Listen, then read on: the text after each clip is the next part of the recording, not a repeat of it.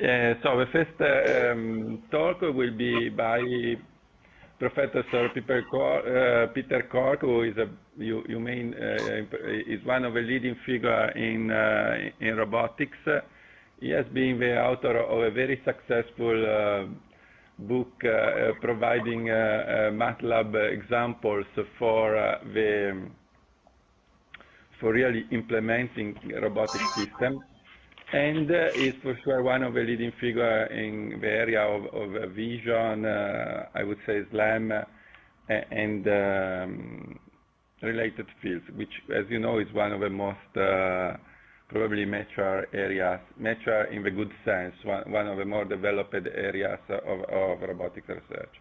Today, Peter will give a lecture on robotic vision, which is, as far as I know, very close to the lecture that, to the keynote lecture that he gave in at IROS in Chicago.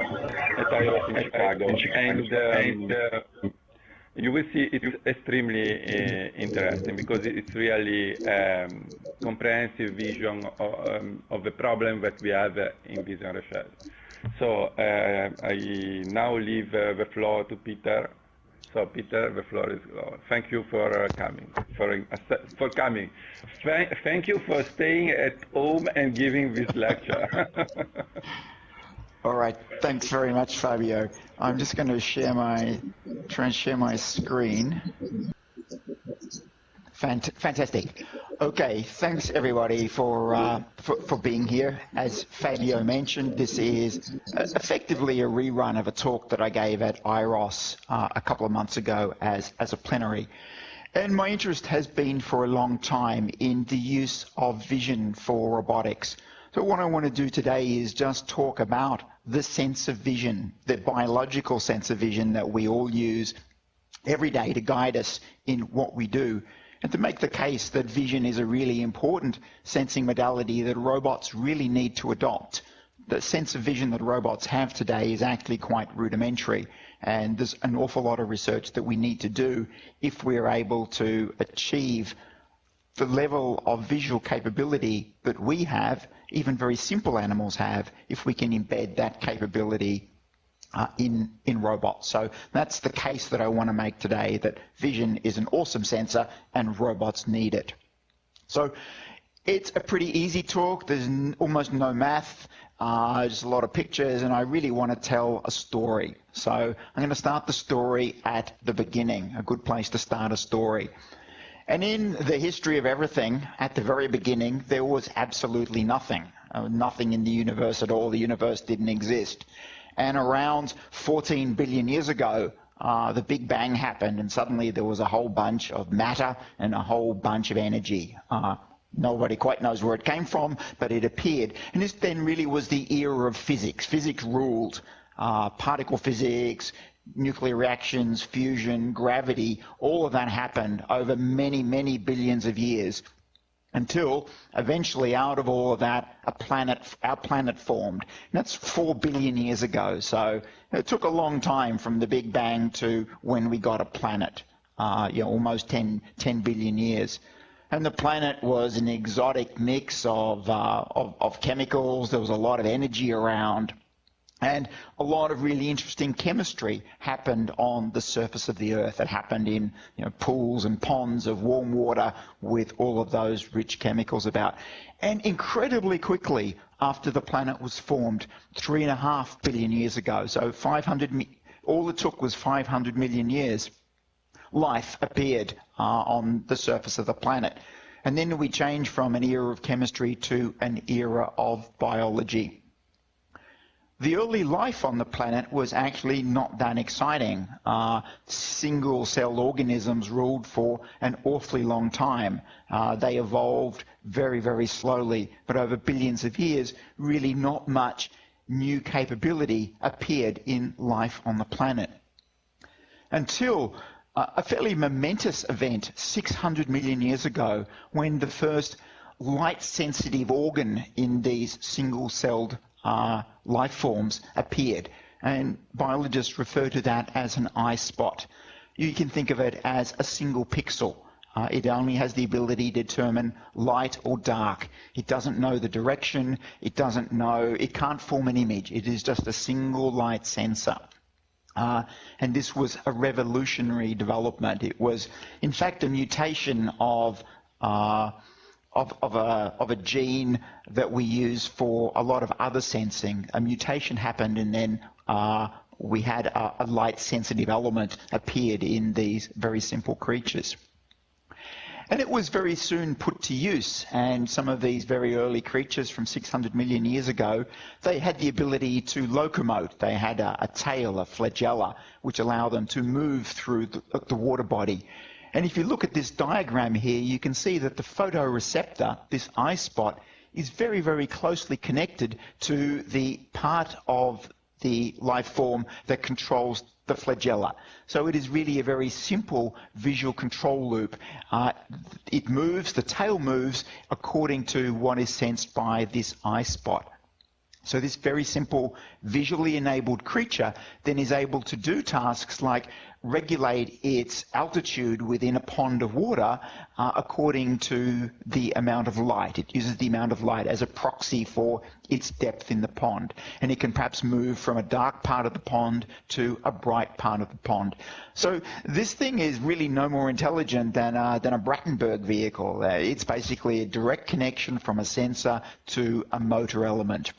And that's what this simple creature from 600 million years ago did. So a revolution really in life on our planet. So if you consider that a single eye spot is a really useful thing to have, then to have a bunch of them is clearly got to be better. So about 50 million years later, we have simple creatures like this flatworm, which have got a number of light-sensitive cells, a number of these eye spots, arranged in a cup. And the advantage of arranging them in a cup is that then they're now sensitive to the direction that the light came from. So this worm has got maybe a dozen light-sensitive elements, a dozen pixels, but it's now able to form a very, very simple sort of image. It knows the direction that it's light, and it knows the direction that it's dark. Maybe it can use this to do some simple sensing of food.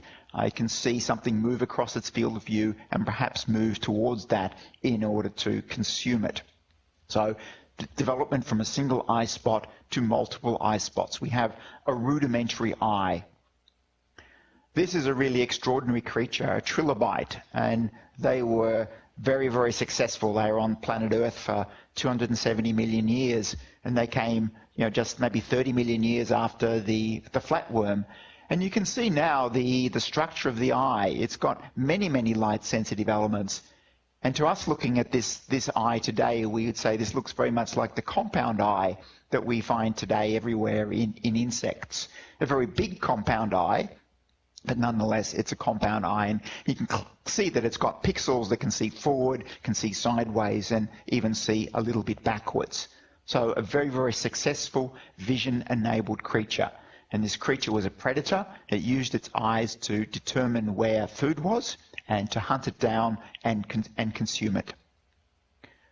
A very short time after that, we have creatures related very much to the lampreys today that have an eye that is in all respects identical to our own eye. It is a lensed eye with an aperture with a large number of light-sensitive elements in its retina. So the eye that we have in our body was first built 500 million years ago. The eye is a very old trick in nature.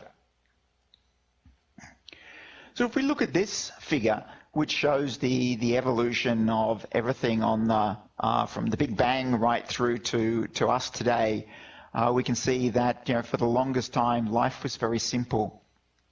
There was a period about 500 million years ago which is referred to as the Cambrian Explosion. It's when the number of species on Earth dramatically increased, and the graph in the bottom left shows the number of orders of animals that existed. And you can see that it was very, very flat for a long time. Around 600 million years ago, it started to increase effectively exponentially. Now, what's really interesting is during this time when the number and diversity of creatures on Earth increased, is also the time that the eye appeared. Now, it's a little difficult to figure the causality here.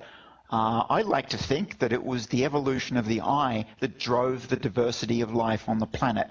We can't prove this, and there are lots of papers arguing for and against this hypothesis. But the argument goes something like this. If there are a whole lot of creatures and nobody can see, the only way you're going to find some food is to float around in the pond, and hopefully you bump into something that you like and then you eat it. If you have a sense of vision, it gives you an enormous competitive advantage over the other guy. It means you can see where he is and you can hunt him down. You can become a more effective predator. If you're the sort of creature that is being eaten, then if you develop a sense of vision, then you can see the prey, the predator coming towards you, and then you can use your sense of vision in order to escape. The most efficient way to escape from a predator is to move in a direct straight line away from it. And vision is a really good sensor for judging your motion through the world and perhaps to do something like maintain a straight line path. So as the predator gets a better sense of vision, then as the prey gets a better sense of vision, the predator gets a better sense of vision, and you can imagine how we have an arms race in visual sensing technology which drives the diversity of life on the planet. This is speculation. To me, it's a really lovely idea, but I don't think we can ever know what was the causation here. If you Google the topic evolution and eye, it takes you to a very scary part of the web where a lot of anti-evolution people hang out, people who profess to believe in what's called intelligent design. And these people use the eye, the sophistication of an eye like the one that we have, as an argument for why evolution is impossible.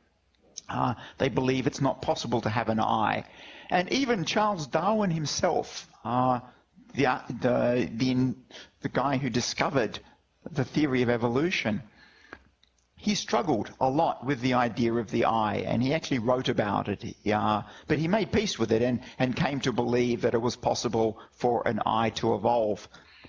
The diagram on the left-hand side shows what is now generally agreed to be the evolution, that we have some photoreceptors on the surface of a creature.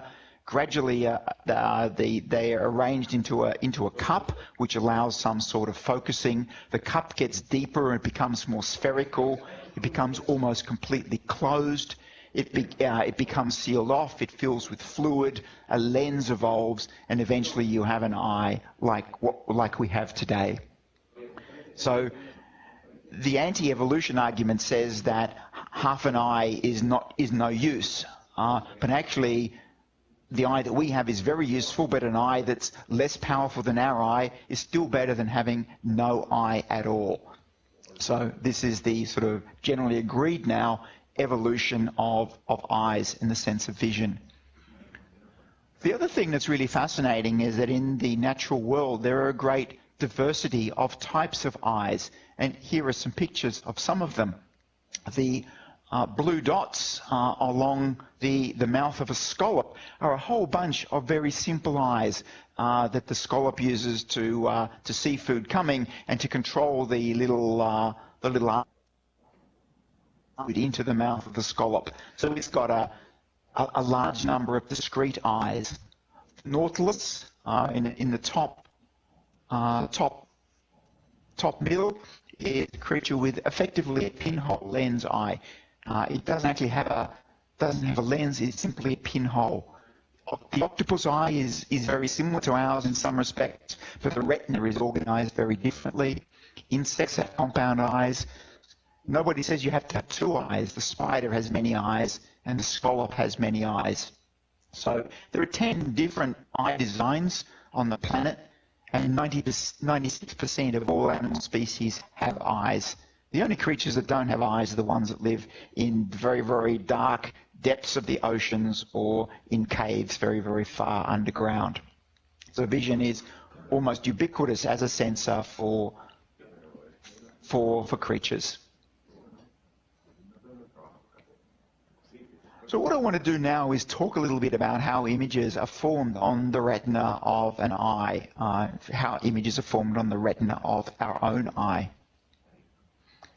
So imagine that this is a three-dimensional scene of some alpine mountains, maybe in Switzerland. Imagine that it's a three-dimensional scene. It isn't. Clearly, it's a two-dimensional picture that you're seeing on your display, but imagine for the moment that it is a real three-dimensional scene. We typically take a picture of that scene with a camera, or we take a picture of it with our eye. An image is formed on a light-sensitive surface, be it an imaging chip or the retina of our own eye. And the result is a projection. And it's called the perspective projection, and it takes a point in the world, which has got three coordinates, x, y, and z. It's a point in three-dimensional space, and it's projected to a point in two-dimensional space, described by the coordinates u and v. So the whole process of forming an image is a projection from a three-dimensional space to a two-dimensional space. Dimensions are really important. The third dimension, how far things are away from us, is a really, really important thing for a creature and for a robot. We need to know the three-dimensional structure of the world. But the predominant sensor we use, a camera or an eye, gives us only a two-dimensional representation of the world. And you can't just throw away a dimension without there being some consequence. And there are a large number of consequences of throwing away a dimension like this. One of them is that we can create effects like this, ambiguities. So here initially when you look at this, you see, okay, a guy balanced on the tip of my finger, but actually he's a regular sized person. In fact, he's taller than I am. And the illusion is simply caused by the fact that Chris is standing much further away from me. And we know that things that are further away appear to be smaller. In our brains, we know this. And so initially we look at this picture and we're surprised, but then, within a second, we've figured out what's going on because we know something about the way images are formed. We know something about the structure of the world, and we've learnt this since we were infants. Another consequence of this perspective projection is that parallel lines are projected into lines that are converging or intersecting. And we take this is completely normal to us. We look at these converging lines here and we say, okay, they're parallel lines receding into the distance.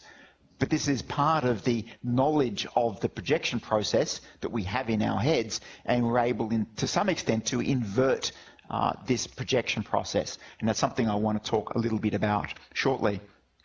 We also know that something like a circle can be projected into an ellipse. It depends on the angle at which you view it. Now, another characteristic of this perspective projection is that there is no unique inverse. So here I have a duck, and I can create a pinhole camera and form an image of this duck on the image plane, simply using some very simple ray tracing geometry. So we have a duck and we have the image of a duck. Now, if I have a bigger duck, it will actually form exactly the same image, and so will an even bigger duck. So if we have an image, there is no unique inverse that tells us the size of the object in the real three-dimensional world. And this is a really essential difficulty and challenge when we use images from cameras to try and understand the three-dimensional structure of the world in which we live. And I'm going to talk shortly about how we undo this unhelpful projective transform. Over time, there have been a large number of theories of vision. How is it that we can look at a three-dimensional world with eyes that give a two-dimensional representation of the three-dimensional world, yet we believe very strongly in our head we have a solid three-dimensional representation of the world? Our eyes just look forward. So I'm looking at the computer monitor on my desk, but I've got an understanding of the world all around me, even though that I can't see it right now. If I turn around, I see things, but I'm not surprised by what's there. I've got some hazy three-dimensional model of everything that's around me, and what I'm looking at right now slots naturally into that. You think about it, it's pretty amazing how we do this. And for the longest time, human beings have tried to understand how we get this three-dimensional perception inside our head. Perhaps one of the first people to think and write about the sense of vision was Plato. And he and his colleagues, Greeks from a long time ago, had some very strange ideas about how vision worked. Their belief was that vision was very much like the sense of touch, and that when we look at the world, what happens is that there is some visual flux, leaves our eye, enters the world, and it envelops the objects there, and what that flux touches and interacts with is sensed by our mind. And so it was about flux leaving our body, interacting with the object in a bit like touch to cause a visual sensation. And this idea, what's called the extramission theory of vision, stayed around for a very, very long time, long past Plato's era. Aristotle, who was Plato's student, didn't believe in the visual flux thing. And he had another idea that probably wasn't very sound, and that is that shapes somehow transmitted their form to the person who was viewing them. So a square would transmit some idea of squareness to the person who was looking at it, and a circle would transmit somehow a concept of circleness to the person who was looking at it. And of course this is problematic because if I look at a circle obliquely, it looks like an ellipse. And so Aristotle's theory is not able to explain how a circle, which is transmitting circleness to me, can actually appear to be an ellipse. Euclid, a very smart guy, told us a lot of what we know today about geometry, figured it out, and he's very famous for his book, The Elements, which is where we get a lot of our fundamental geometry from. He wrote another book about optics, and he used a lot of geometric principles, ray tracing and so on, to figure out how images are formed. So really, modern optics, we can trace that back to Euclid. He got the geometry right, but he still had Plato's crazy ideas about rays leaving the eye and intersecting and touching objects in the world. So his geometry was right, he just got the direction of the rays wrong. We know today that the rays reflect off objects and enter our eyes. They don't leave our eyes and touch the object. Apart from that, he got everything right. In the 1700s, the early 1700s, Bishop Berkeley wrote a very impressive book. Then it was called The New Theory of Vision. And he worked out that we learn to separate size from distance. This is the problem that I talked about before. And he said that we determine this indirectly by a number of visual cues. So it isn't all about geometry. There are lots of aspects of the scene that we look at that give us hints about, that enable us to separate the size of an object from the distance of an object. We know that if we look at an object up close, it appears to be big. If it's further away, it appears to be smaller. How do we tell whether it is a small object up close or a big object further away? And he talked about this idea of visual cues. And he was spot on. The language is a little bit odd, but I think he had the right track. Now, when we talk about cues and inferring depth, a lot of people talk about binocular stereo. We have two eyes and we use triangulation, and there's a whole lot of theory around stereo vision that we can use to infer how far away things are. And absolutely, we do use binocular stereo to work out how far away things are. But it's only one of perhaps 10 techniques that we use, one of 10 types of visual cue that we use to work out how far away objects are from us. So there's a few other techniques that we use, and Nathan, I think, will show a video here. One of them is what's called accommodation. And this is when we focus on something up close, the muscles in our eye have to squeeze the lens so that it can focus. So we have feedback from this muscle. If it's working hard to squeeze a lens, we know that the object is close to us. Another technique is convergence. As an object comes close to us, our eyes each focus on that particular object. So an object that's far away, my eyes... Nathan, you might just need to turn the sound down on all of these. So if I'm looking at an object that's far away, my two eyes are looking at parallel lines, but as an object comes closer to me, my eyes are converging on the object as it comes closer to me. So again, we have feedback from the muscles that control where our eyes are pointing, give us very good cues about the distance of an object. Another set of cues is occlusion. In the picture on the left, it's clear that the cat is in front of the pillar and the bush is in front of the cat. And we know that because the bush obscures the cat and the cat obscures the occlusion. So this very simple cue gives us an ordering of depth. We look at the height of things in the world, and that tells us something about how far away they are, because we have got some model in our head of how big things are. So we know that trees are big. So if the tree appears small in our field of view, we know that the tree must be further away. We've got a big database of objects that we've learned about as we grow up that we use to infer the distance based on the apparent size. But we can trick this, and here's a picture that I really like. This is me in a science museum, and initially, again, this looks surprising. You think I'm a really small guy, but it's because I'm sitting at a table and chair that is ridiculously big. And we have a model in our mind of the size of tables and chairs, but because this one confounds the built-in model, we are initially surprised, and we think that the person is small. Once we work out what's going on, it's very clear it's a normal-sized person with a very big table. Some other visual cues are texture. So in this picture of the pebbly beach, the rocks are all the same size, but the ones that are close to us have got a very coarse texture, and into the distance, the texture gets more and more fine. And so we convert the texture density into a distance measure. Another one is called aerial perspective, and this is a measure that works over very large distances, many tens of kilometers. As things move further away from us, they appear to get more fuzzy. The color changes and they are just less sharp.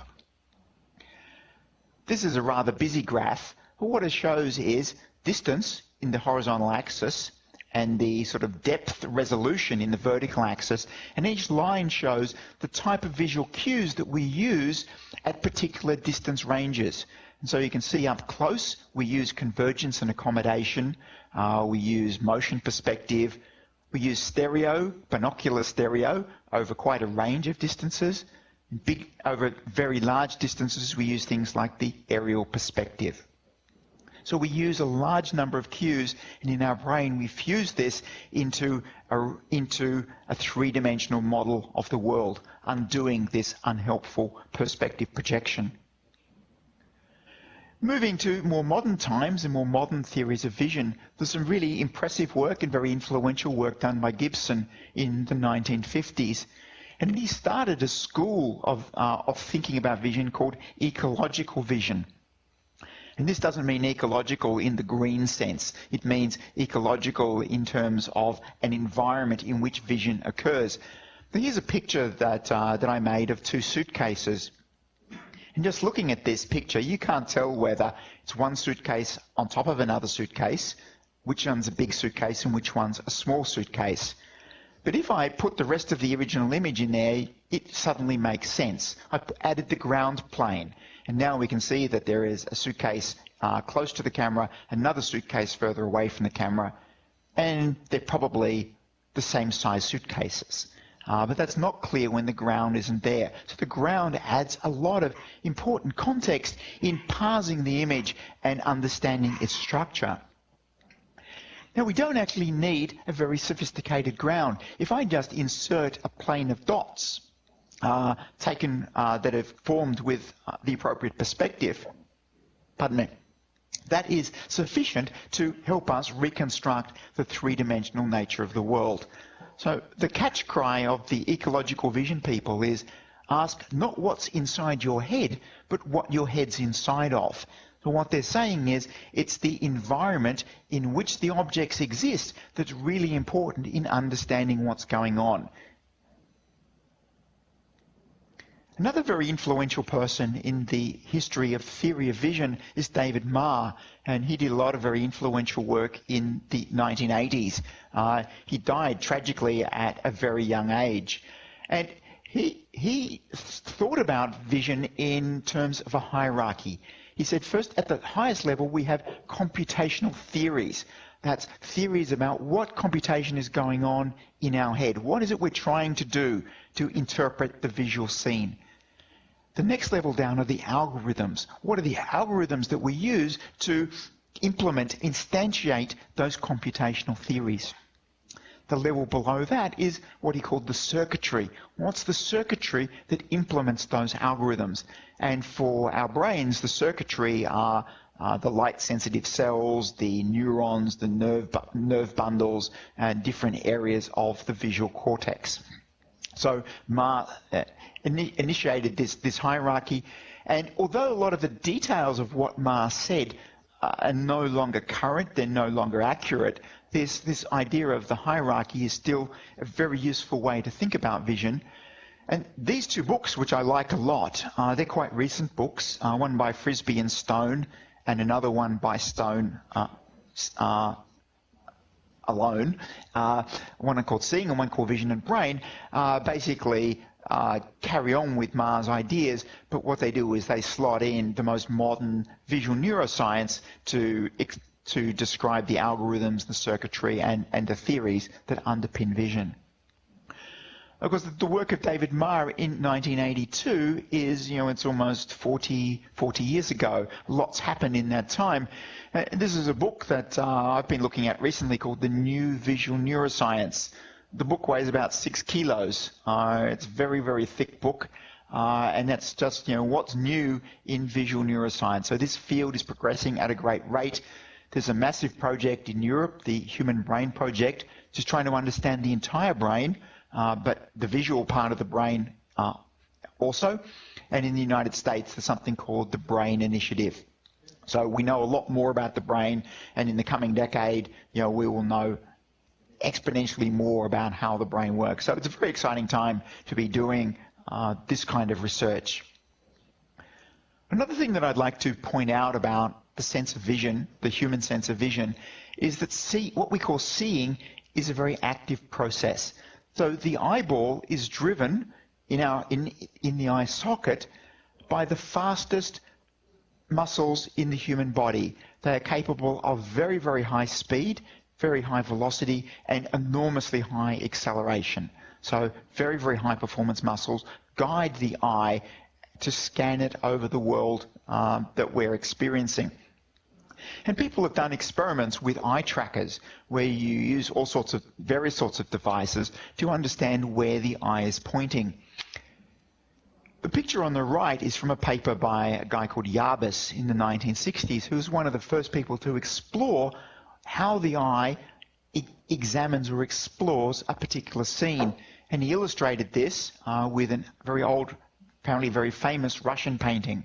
And he presented this painting to a large number of subjects and measured where their eye was looking in the scene as he asked them specific questions. So he asked them the question, what are the material circumstances of the family? And what the person's eye is doing, completely unconsciously, is doing things like checking out the people, but it's checking out the furniture and it's checking out the paintings on the wall. And I guess the thing is, if they were a very rich family, they would perhaps have many paintings on the wall, and if they were a poor family, perhaps they don't. But this is not a conscious decision on the part of the human subject. They're asked the question, and unconsciously their eye has done this particular trajectory over the picture. If we ask now what are the ages of the people in the painting, then their eye is looking very much at the faces of the people. And the face is very telling way of very precise way, I think, of telling the age of people. A child's face from an old person's face, very easy to detect. And if we ask the question, what type of clothes are the family wearing, then the eye is scanning the clothes of the people up and down and creating some lasting impression of what it is that they're wearing. So vision is very much an active process, and this is a quote of David Marr's which I like a lot. He says, vision isn't about interpreting a picture, it's a process of discovering from images what's present in the world and where it is. So it's the integration of many cues. It involves senses, our eyes, which are active within our bodies, moving to resolve uncertainty and answer questions. We don't need to know what everything is in the world. We need to know what are the things in the world that are important to us right now to solve the task or answer the question that we are confronted with. So that's the quote of David Marr. And that really led to a whole field, subfield of computer vision called active vision or active perception. And that is that you don't just take pictures and process them. The camera is active within the environment and it's trying to address questions, just like people do. And so some of the pioneers in this were Yanis Alamonis and Regina Baici. And two most influential papers about active vision came out a long time ago now, both in 1988. So now what I want to do is talk about robotics and vision, how vision and robotics fit together, because I've talked a lot about biological vision up to date. In the 1940s, there was a field of endeavor called cybernetics. There's still journals of cybernetics, but it's not a very fashionable field anymore. It seems to be mostly absorbed by artificial intelligence and by robotics. But these people were really excited about what was happening in, then being understood about neural structure of brains, about electronics, about communication theory, about feedback theory, network theory. All of this stuff was happening in the early 1940s, and people got really excited, and they thought that they were on the cusp of understanding the human brain. So I showed the picture before of the simple life form with a single eye spot. William Gray Walter created a very early robot in the 1940s that basically did the same thing. It was a light-sensitive robot, and it would move towards a light source or it would move away from a light source depending on how it was wired. There was no computer in this thing. It was all done with analog electronics, in fact with vacuum tubes. So it was a very, very early Brattenberg vehicle. So this is really the beginning of our thinking about how we use a sense of vision, a very rudimentary sense of vision, to control a machine. 1955, a bunch of very smart people got together and they proposed a summer study, a summer research program to investigate artificial intelligence. So people like Marvin Minsky and John McCarthy, Claude Shannon, who of course is very famous for communication information theory. And in their proposal, they had a number of areas that they thought computers, remember, digital computers existed by 1955. They didn't exist in 1940. They could be applied to things like natural language processing, neural networks, even creativity. But you notice what's missing from their agenda in 1955. There's no robotics and there's no computer vision. And that's really because they hadn't been created yet. In 1955, there were really no robots. The first robotics company, Unimation, wasn't founded until 1956. And their first product didn't ship until 1961. However, during the 1960s, a whole bunch of robot arms were developed in artificial intelligence labs around the world, and that's where robotics started to become part of the AI program. It wasn't there at the beginning, but it was added on, within 5 to 10 years, a key part of AI research.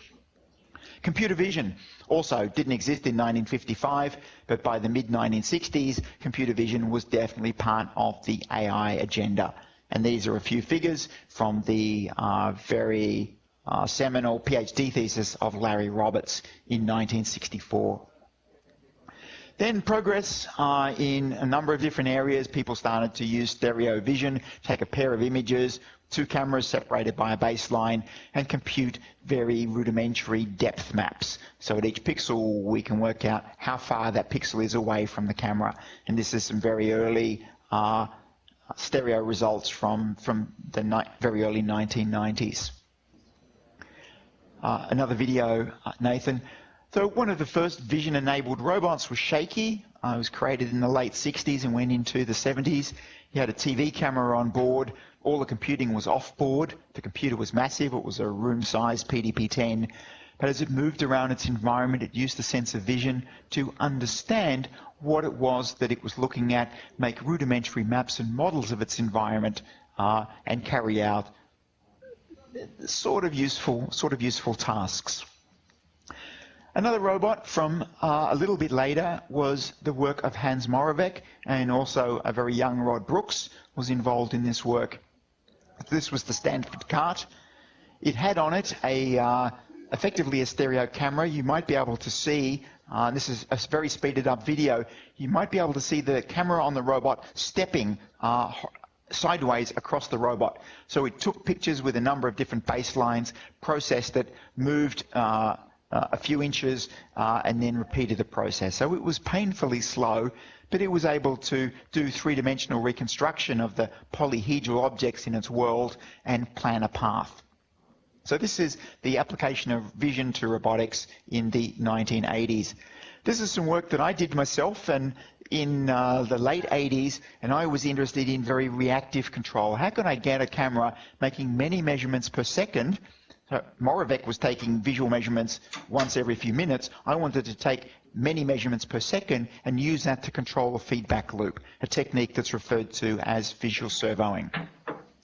This is an area that I found absolutely fascinating, and at this time it was actually possible, maybe for the first time in history, to process reasonably high resolution images at a rate of something like 50 per second. It required a lot of pretty elaborate hardware, but it was finally possible to process images in real time and use that to control the machine.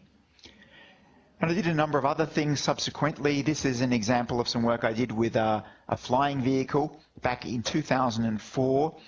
No Vicon system. We had two cameras and all the processing was on board. Used stereo vision to work out its height above the ground, and it used optical. I finally got some software working on one of my computers that booted. It installed Yosemite overnight, so it's working. So, and also, it looks like my laptop is.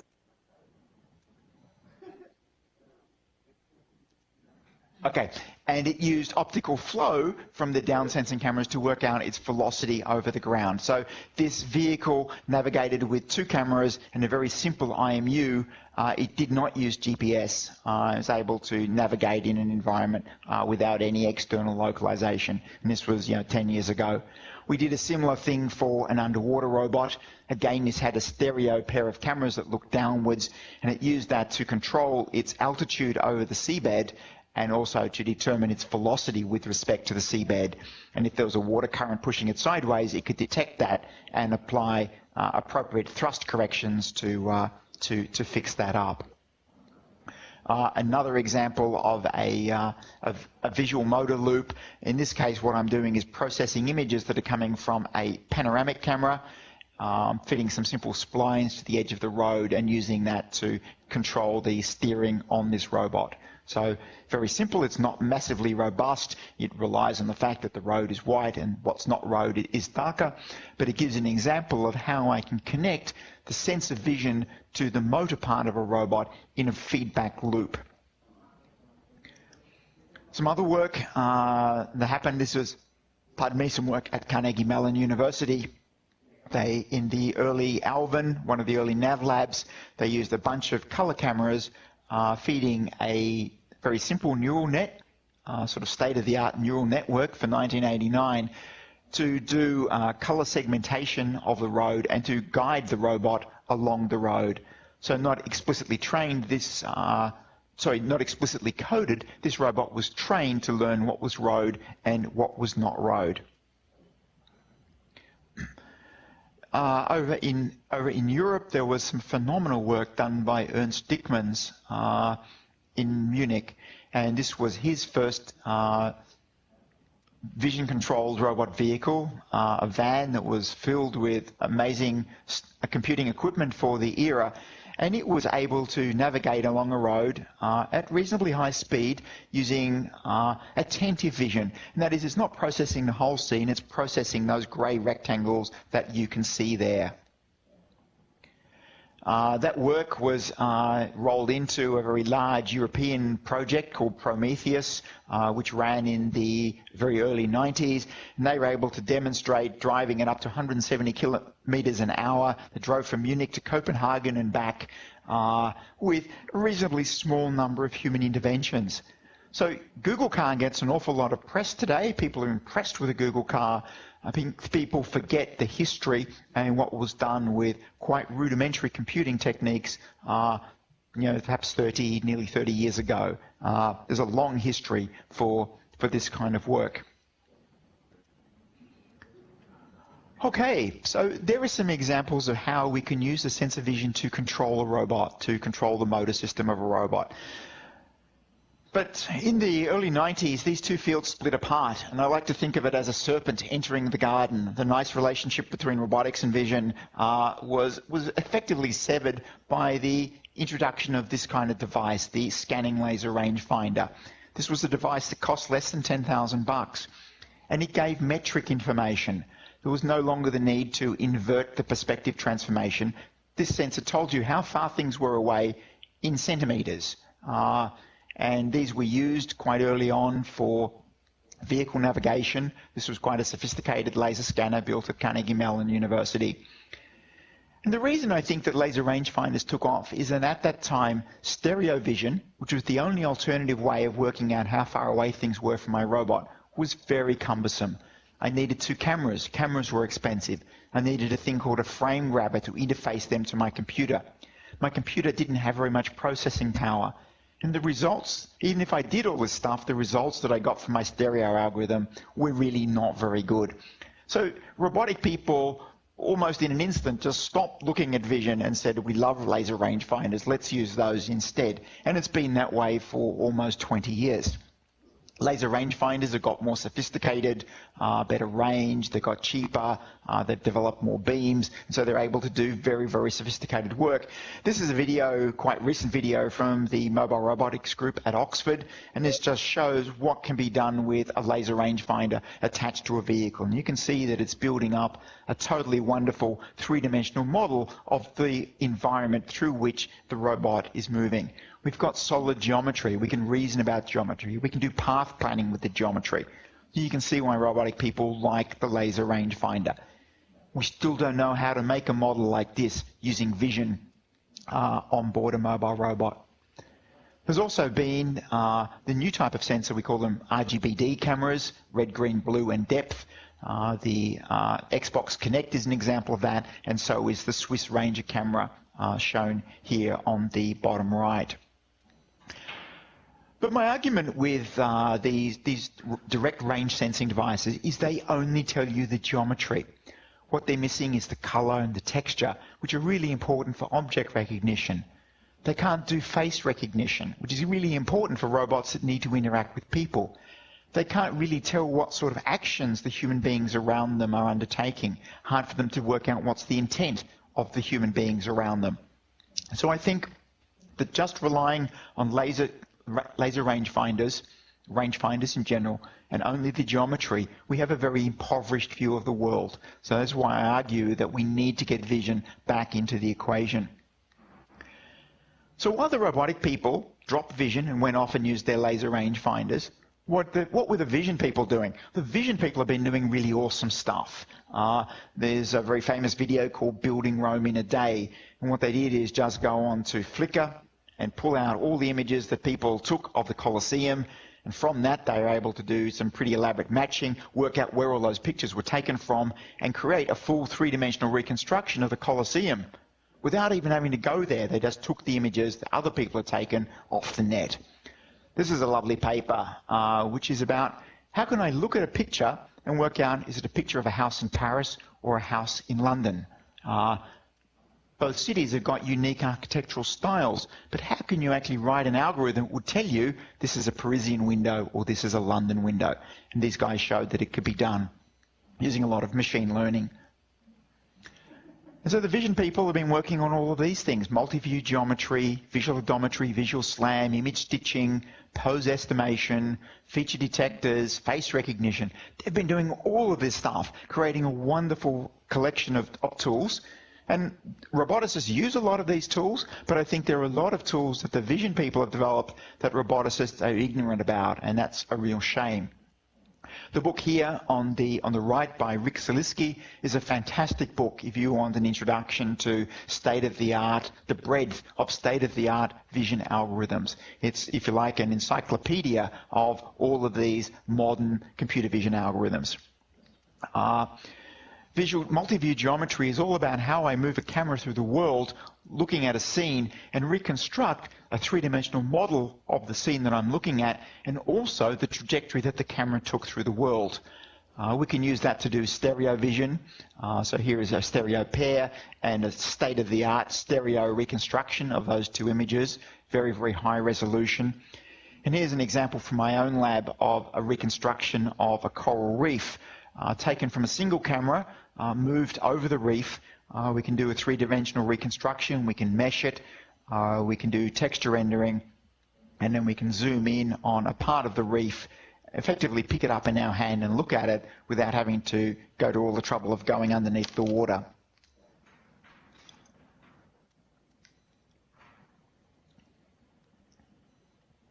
I'm conscious I'm running a little bit over time, so I'll speed up. Other things vision people have been doing is text recognition. So here are some examples from a recent paper out of Google of all this text which they are able to read reliably. They can do OCR on writing that is as low quality as shown here. It's quite extraordinary.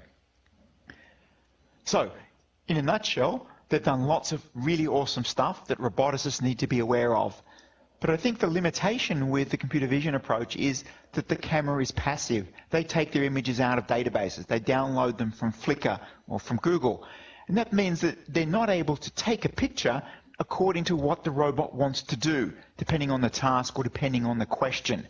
The images exist, they're disembodied, if you like, and I think that's a fundamental limitation of the way computer vision people are working. So let's talk about the future. There are a whole lot of areas where human beings work, and in almost none of these areas are robots gainfully employed at the moment, in a mine, in a building site, in agriculture, in a hospital. And you ask, why aren't there robots in all of these places? And we say, okay, it's an unstructured environment, it's really complex, it's dirty, and my robot's only got small wheels, whatever. But I think the real reason is that robots can't see. If robots could see as well as we did, then I think robots would be able to do a lot of these jobs.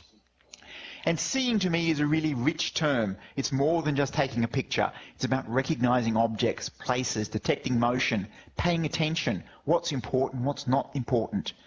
And there are some interesting loops that if I'm a robot that can see, I need to see in order to move. I use my eyes to guide my hand to pick something up, but I also move in order to see better. I move my head to resolve ambiguity in the world. There are contexts. I have context that I'm in a room and I expect to see particular things in a room. I don't expect to see an elephant in a room. How do I know what context I'm in? Well, I use my vision to determine the context. So again, we have this kind of interesting loop. So seeing is a really complex thing if we're going to do it properly. So why is seeing hard? Vision, I think, is a great sensor, but the fundamental problem that I talked about right at the beginning is that the rich visual information about the world is encoded. We've crunched 3 dimensions into 2, and that's very unhelpful. In order to recover the lost information, we need to make lots of assumptions. We need context. We need world knowledge. We need to know how big things are, how big are people and chairs and tables. And we need to interact with the environment to see better. I move my head, I move my body in order to build up a better model of the world. And there are also many distractors. As the lighting changes, the colour of things appears to change. As the sun goes up and down every day, as the seasons change, trees lose their leaves, snow comes, rain comes. The world looks different, but it isn't geometrically different, it just looks different. And we need to disentangle appearance from geometry. Things like shadows. Shadows are very obvious things in a scene, very, very bright, very obvious, but they're not real. They're just an artifact, and we need to be able to determine what's a shadow and eliminate it. Fundamentally, the information is ambiguous. But we know it's possible, right? We know it's possible to use information from just 2 cameras and create robust 3-dimensional interpretations of the world. Consider myself as an existence proof. I've got a pair of eyes. The eyes are not that special. 120 megapixel, 20-bit dynamic range, and they can sense 3 colors, and I've got 2 of them. They're expensive right now, but we could buy cameras like that. I've got some gyroscopes and accelerometers in my head. We can buy gyroscopes and accelerometers. They're really cheap. I mean, they're in every phone, right? So they're cheap sensors. This is the tricky bit. This is the bit that we're still struggling to do. It's the vision engine. 1/3 of my brain, 500 grams of grey matter, is what I use to process the imagery from the cameras and create a 3-dimensional model. 10 to the 10 neurons, and only consumes 6 watts. That's the fundamental challenge in computer vision, is how do we replicate that compact, low-power image processing engine. Moore's law helps us. So this is the classic Moore's law graph, time across the bottom, transistor count on the vertical axis. And if you consider what Ray Kurzweil says, if you put cost into the equation as well, he looks at the number of calculations per second per $1,000, and he gets this exponential curve where the vertical line is shown. And he believes right now for $1,000 I could buy enough computer to emulate a mouse brain. By 2025, a human brain. By 2050, all human brains. That much computing power for $1,000. Now, you might disagree with Ray. Time will tell whether he's correct or not. But for young people in the audience, that's within your working life. That's within your career. And that's going to be very profound. I don't think we quite yet realize the implications of curves like this. This is another graph. This is showing power density versus clock frequency. You can see the human brain right down in the bottom left corner. And we can see that the processes that we're building are moving in the wrong direction. We're moving further away from where the human brain is. We're getting to build systems that are very big power users with enormously high clock frequencies. So this is a statistic that I found that on this IBM Sequoia computer, they ran a human brain simulation at 1/500th of real time. To scale it up to real time, it would require 12 gigawatts. It's basically as much as New York City consumes. It just doesn't scale. There's new computing architectures coming along. This is an interesting neuromorphic computer released by IBM this year, and maybe very low power, modeled on human neurons and synapses. Maybe that's the answer. There's a lot of other good stuff coming our way. Moore's law is advantageous. Fantastic algorithms from the computer vision community. A lot of work on semantic understanding of images. Fantastic work applying machine learning, convolutional neural networks. We understand neuroscience better. There are great sensors coming along, light field cameras, low light cameras, high dynamic range cameras, networked cameras. All of this, I think, is to our advantage. So this is why I'm really optimistic that perhaps within the next decade we will crack this problem of robotic vision and be able to build robot systems that are as visually competent as human beings are. A quick advertisement. We were lucky at the very end of last year to receive a bunch of funding to establish a center for robotic vision.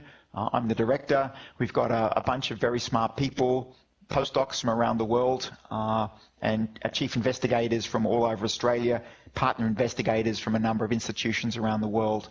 And we're going to work over the next 7 years on this problem of creating competent robotic vision. Our scientific program is organized into these 4 thematic areas. So if anyone is interested in either coming to visit or doing a PhD here, interning here, please send me an email. I'd be very happy to talk to you. So in summary, vision is not new. It is a 540 million year old sensing technology. And it radically transformed life on planet Earth. If eyes had not evolved, life today would be radically different. Vision is sufficient to enable us to do almost all the useful tasks that we do. So the corollary to that, I think, is if robots had a sense of vision, then they would be able to do all the useful tasks that we can do. So I'd argue that robots need vision and vision needs robots. So that is the take-home message. And this slide just shows some books that I really like that look at vision from a number of different perspectives. The block on the left are really about the biological sense of vision, quite easy to read. The ones in the middle are kind of historical interest about the theory of vision, and the ones on the right-hand side really about the algorithmic computer science aspects of computer vision. So I'll come back to my take-home message, and I'm done. Okay, Fabio, what happens next?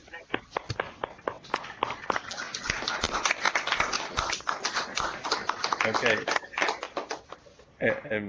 Thank you for your fascinating talk. Thank you for inviting me. Yeah, it was. I mean, thank you for accepting also. Okay. And so I think about we are slightly behind schedule. I think that this talk was really fascinating. So maybe we can take some questions or comments. Okay. So actually, it seems that people has been shocked by your presentation.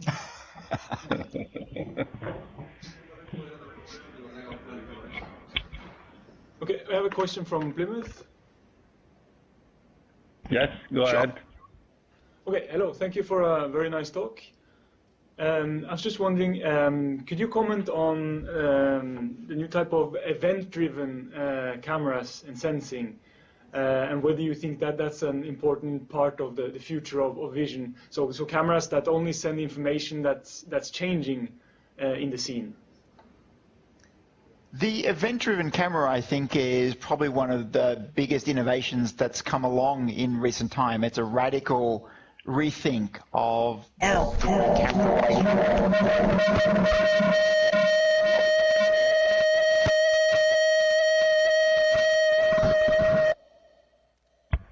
Oh, go ahead. So, okay. One of the fundamental problems I think early on when people looked at event cameras is it's a real problem when the camera moves through the world, because suddenly all the pixels light up because every pixel changes as I move my camera. But in the case of a static camera, it certainly gives you enormous dynamic range, which is a really big advantage. But there's been some great work. Andy Davison blogged some stuff a few months ago where they'd actually been using an event-driven camera in a SLAM framework and actually able to do some wonderful three-dimensional reconstruction using an event camera. So I think wonderful technology. I think we're probably behind in sophistication of algorithms to sufficiently exploit it. Okay, thank you.